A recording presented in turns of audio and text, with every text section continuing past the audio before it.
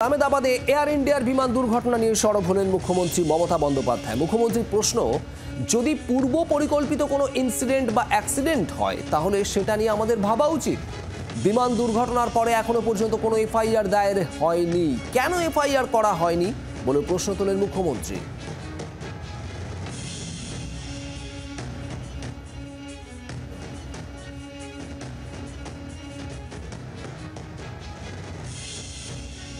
আমি জানি না এই দেশটাকে চালাচ্ছে, মানুষের জীবন সংকটে প্রতিদিন প্লেনে উঠছে নামিয়ে দিচ্ছে, উঠছে নামিয়ে দিচ্ছে।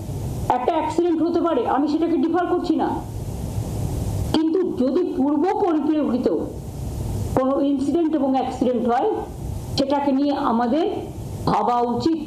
যে অ্যাক্সিডেন্ট আহমেদাবাদ লন্ডনের বিমানে হয়েছে, তদন্ত করাচ্ছেন কাদের দিয়ে? আমলাদের দিয়ে। আমি যখন রেল মিনিস্টার ছিলাম, রেল অ্যাক্সিডেন্ট হলে আমাদের একটা রেলওয়ে সেফটি রিভিউ কমিটি থাকতো, তারা তদন্ত করত। সিভিল অ্যাভিয়েশনেও নিশ্চয়ই একটা আছে। আজ পর্যন্ত তো এফআইআর হয়নি, তার মানে কি মানুষের জীবনের কোনো দাম নেই?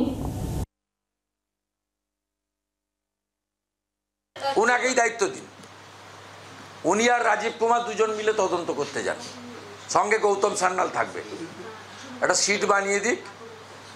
উনি বলছেন প্লেন অ্যাক্সিডেন্ট, প্লেন থেকে নামাচ্ছেন আর উঠাচ্ছেন। আমরা এই 14 বছরে উনি রাজ্যে বাস অ্যাক্সিডেন্টে কত লোক মারা গেছে তার তালিকা বের করে দেবো। রোড সেফটি বলে কিছু আছে বাংলায়?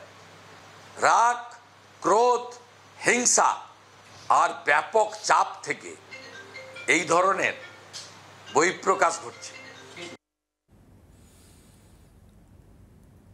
আপনারা শুনলেন প্রথমে মুখ্যমন্ত্রীর বক্তব্য আহমেদাবাদ বিমান দুর্ঘটনা নিয়ে, তিনি যে প্রশ্ন তুলেছেন, এবং এর পাল্টা বিরোধী দলনেতা শুভেন্দু অধিকারীর বক্তব্যও শুনলেন।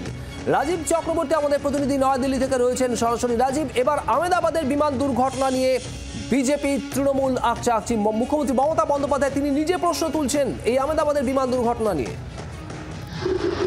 একেবারে শুভদীপ, দেখো যে আহমেদাবাদের বিমান দুর্ঘটনায় আজকে 7 দিন অতিবাহিত হয়েছে। আমরা জানি 12 তারিখ দুপুর বেলায় সর্দার বল্লভভাই প্যাটেল আন্তর্জাতিক বিমানবন্দর থেকে লন্ডনগামী বিমান যখন ছোটে, তারপরে কিন্তু সঙ্গে সঙ্গে কয়েক সেকেন্ডের মধ্যেই সেটি আটকে পড়ে এবং বড়সড় দুর্ঘটনা ঘটে। এখনো পর্যন্ত 275 জনের মৃত্যু হয়েছে সরকারি হিসেব অনুযায়ী।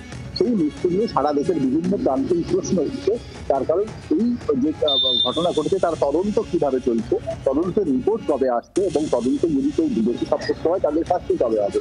একজন সাধারণ নাগরিক হিসেবে বহু মানুষই এই প্রশ্ন তুলছেন, কিন্তু মমতা বন্দ্যোপাধ্যায় যে প্রশ্নটি তুলেছেন তাহলে এর পেছনে ষড়যন্ত্র নেই তো, বা এর পেছনে যে পুরো ঘটনাটি হয়েছে তাতে কেন্দ্রীয় সরকারের যে ভূমিকা, যে সিভিল অ্যাভিয়েশন মিনিস্ট্রি অর্থাৎ অসামরিক বিমান পরিবহন যে মন্ত্রক, তাদের ভূমিকা কি, তারা তদন্ত করছে, কতদিন পরে তদন্ত রিপোর্ট আসছে, এবং পুরো বিষয়টি সামনে আনা হোক। একটা সহানুভূতির বিষয় বলা হচ্ছে, সহানুভূতির আবহ তৈরি করা হচ্ছে। মুখ্যমন্ত্রী মমতা বন্দ্যোপাধ্যায় বলেছেন সহানুভূতি অবশ্যই রয়েছে, সহানুভূতির বিষয়টি রয়েছে, কিন্তু সরকারের দায়িত্ব কোথাও যেন এড়িয়ে যাওয়ার একটা মনোভাব দেখা যাচ্ছে।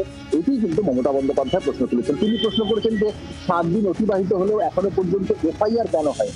যে বিমান পরিচালন সংস্থা অর্থাৎ এয়ার ইন্ডিয়া অথরিটি, তাদের বিরুদ্ধে কেন এখনো পর্যন্ত এফআইআর হয়নি? এই প্রশ্ন মমতা বন্দ্যোপাধ্যায় তুলেছেন। দেখো, দিল্লিতে সিভিল অ্যাভিয়েশন মিনিস্ট্রি এবং এয়ার ইন্ডিয়া অথরিটি, তাদের সঙ্গে আমরা কথা বলে যেটুকু জানছি, তারা যেটা জানাচ্ছেন যে এক্ষেত্রে তদন্ত শুরু হয়ে গিয়েছে। তদন্ত আন্তর্জাতিক মানের অর্থাৎ ইন্টারন্যাশনাল পর্যায়ের তদন্ত শুরু হয়েছে, তার কারণ অনেক যাত্রী এখানে বিদেশি ছিলেন। তদন্ত একেবারে নিরপেক্ষ এবং সুষ্ঠুভাবে চলছে, এবং ইতিমধ্যেই সেই তদন্তের গতিও পেয়ে গিয়েছে। তদন্তের ক্ষেত্রে বহু কিছু সামনে এসেছে, ব্ল্যাক বক্স সামনে এসেছে, আরো সত্য সামনে আসছে।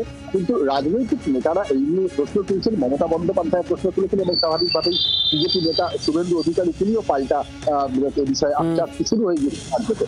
কিন্তু এক্ষেত্রে তদন্তের বিষয়টি নিয়ে চলছে। আমরা আহমেদাবাদ যে ঘটনাস্থল, সেখানে গিয়েছি, আমরা আহমেদাবাদের বহু মানুষের সঙ্গে কথা বলেছি, যারা প্রত্যক্ষদর্শী ছিলেন তাদের সঙ্গে কথা বলেছি। কোথাও না কোথাও তদন্তের গভীরতা প্রয়োজন এবং ডিটেল তদন্ত প্রয়োজন, আর সেই ডিটেল তদন্ত একেবারে রাতারাতি সম্ভব নয়। আমরা সিভিল অ্যাভিয়েশন মিনিস্ট্রির কথা জানি, তিনি জানিয়েছেন যে এই তদন্ত ইতিমধ্যে শুরু হয়েছে, যে উচ্চ পর্যায়ের তদন্ত কমিটি গঠন করা হয়েছে, সেই কমিটি আগামী 3 মাসের মধ্যে রিপোর্ট দেবে। কিন্তু ভারতের মতো দেশে এত জনসংখ্যা যেখানে রয়েছে, যেখানে এই দুর্ঘটনার পরে বিমান ওঠানামায় বহু ক্ষেত্রে সমস্যা দেখা দিচ্ছে, বহু ক্ষেত্রে আতঙ্কের পরিবেশ তৈরি হচ্ছে। রাজীব, সেখানে মমতা তুমি আমাদের সঙ্গে থাকো। এই মুহূর্তে আমরা টেলিফোন লাইনে পেয়েছি সিপিআইএম নেতা সুজন চক্রবর্তী আমাদের সঙ্গে রয়েছেন। সুজন বাবু, আহমেদাবাদের বিমান দুর্ঘটনা নিয়ে সরব হয়েছেন মুখ্যমন্ত্রী। তিনি বলছেন যদি পূর্ব পরিকল্পিত কোনো ইনসিডেন্ট হয়ে থাকে তাহলে ভেবে দেখার অবকাশ রয়েছে। অন্যদিকে রাজ্যের সড়ক দুর্ঘটনার খতিয়ান দেওয়ার দাবি করছেন শুভেন্দু অধিকারী, কি বলবেন? আহমেদাবাদের বিমান দুর্ঘটনা অত্যন্ত দুঃখের ব্যাপার, কোনো সন্দেহ নেই। কেন হলো তা খতিয়ে দেখা উচিত।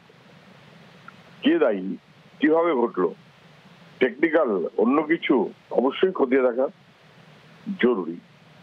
মুখ্যমন্ত্রী সে ব্যাপারে উদ্বিগ্ন হবেন, এটাও স্বাভাবিক, কিন্তু ওনার উদ্বেগ প্রকাশ করতে এতদিন লেগে গেল।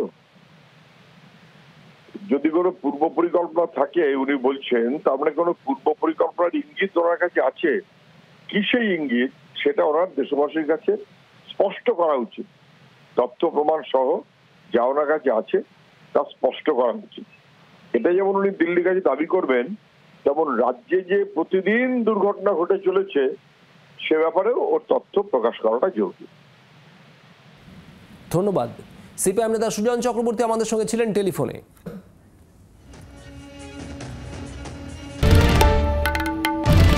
বাংলার আওয়াজ, বাঙালির আবেগ, জি 24 ঘন্টা।